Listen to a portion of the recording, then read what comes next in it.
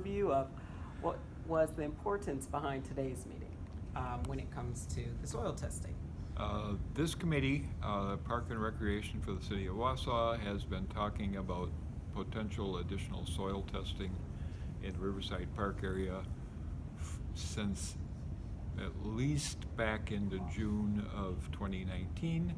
And today we pulled the trigger, more or less, and requested our Department of Public Works to work with an engineering firm to bring us a specific plan to do 4 additional soil tests based on previous soil testing that was done. There was some done in Riverside Park by the Citizens for Clean Wausau.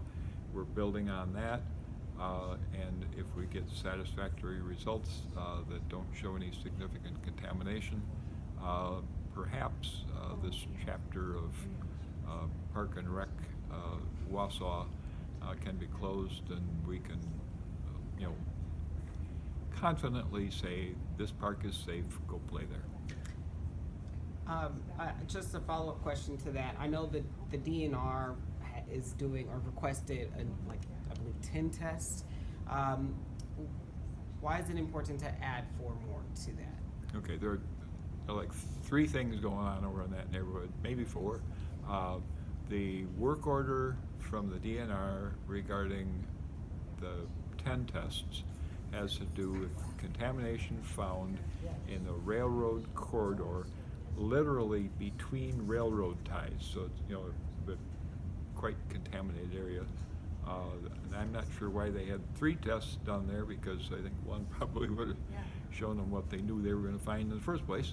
But there was contamination found in the railroad corridor, so the DNR ordered the city to come up with a plan to do further testing, and then when they get the test results, they'll decide whether they need to do some remediation.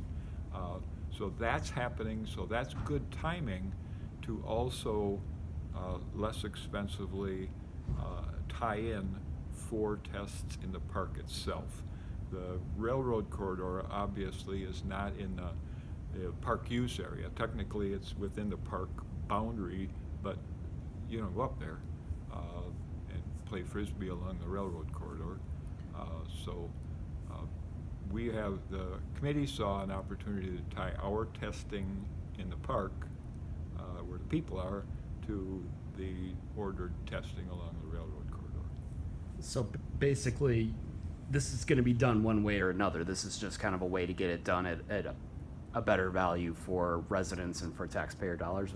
Is that one way of looking at it? The 10 tests that are going to be done along that railroad corridor are already locked in. That's happening. And we're saying, hey, excuse me, let's do 4 more in the park itself where people are likely to recreate. We're going to run them all through at the same time and hopefully wrap this thing up.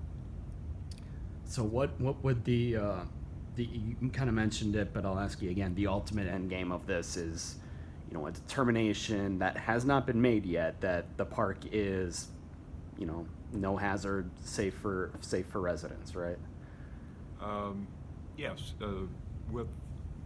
If things turn out as I think they probably will, but we need to confirm it, if the tests that we are requesting show there is no significant contamination that would be of danger to park users, then perhaps we're done.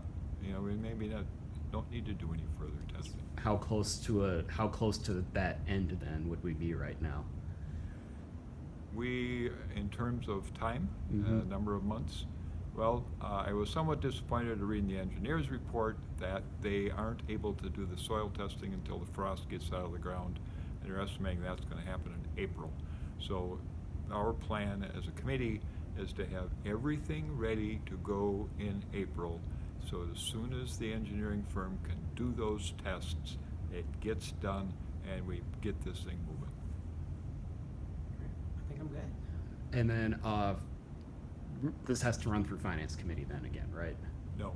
Oh, it does not. No. The Our Director of Public Works says there's sufficient funding provided in the city budget already, that it's only 4 tests. I'm guessing it's going to be less than a $20,000 additional expense, and they can just fold that in to what was already being done. So this will happen without a lot of folderol or additional steps or approvals. All right, I'm good if you're good. Yeah, I'm good. All right. Great, thank you.